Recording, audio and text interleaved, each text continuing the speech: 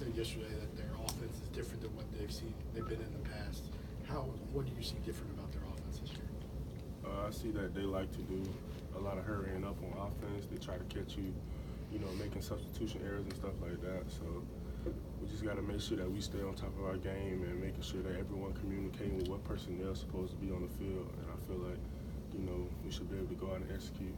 Is this a game in the past where you kind of knew it was going to be a smash-mouth game? You were going to have to win it at the line of scrimmage every time. They weren't going to take shots downfield. Is that something?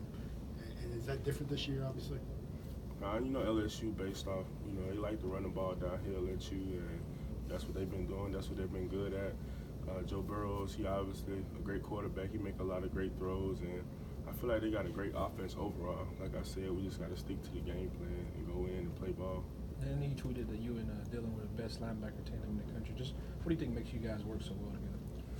I feel like with him being young and me kind of being older, and with me being able to experience, playing behind Ruben and Sean Dion, it's a lot of stuff that I can, tell him, and it's a lot of stuff that we can work on together. So I feel like it's just like we got a connection to where I feel like if I'm slacking at something, he gonna pick me up. If he's slacking, I'm gonna pick him up. And I feel like we the best in the country. How have you seen him sort of deal with going from a phenom as an eighth grader to coming here and actually being a productive player?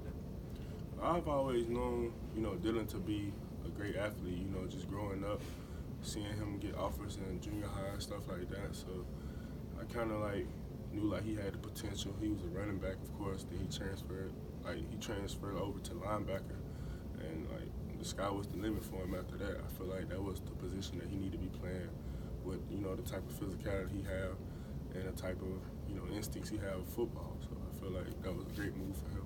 He seems like a supremely intelligent guy, especially on the field. And were you surprised how quickly he kind of picked things up, here and was able to translate it on the field? I can say yeah, but in a sense I can say no, because coming in as a freshman, everybody want to play fast, everybody want to play quick, but nobody want to put the work in or learning the plays and being up here for hours trying to get to know, the system. And I feel like Dylan did a great job of that, but he also knew that he was the next guy up, so he had to go through those things, he had to go through those long nights, to understand the playbook, because like I said, we was, low on depth, and the next guy up was him, so he had to learn it. Do you feel completely comfortable in your leadership role now, making the calls on the field, just getting everybody in position?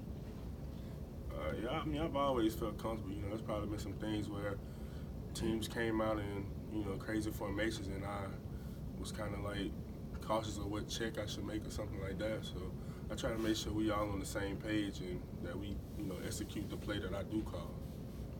You mentioned before communication, that Missouri game and things like that. Where do you feel like that's been since then, in the communication part of it?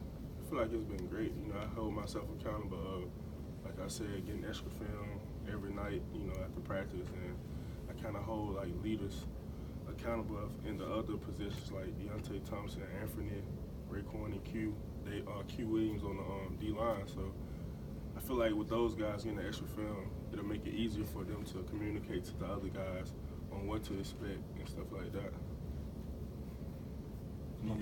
Among the Louisiana guys, who's been talking about this one the most? On our team? Yeah. Dylan. Dylan, he ready to smash somebody. That's where he from, so he fired up. Is this, you're obviously from this state, the Iron Bowl is obviously a big rivalry y'all look forward to every year. Is this a game that the players that do come from Louisiana, that they get fired up for, and you can tell this is a different week for them maybe?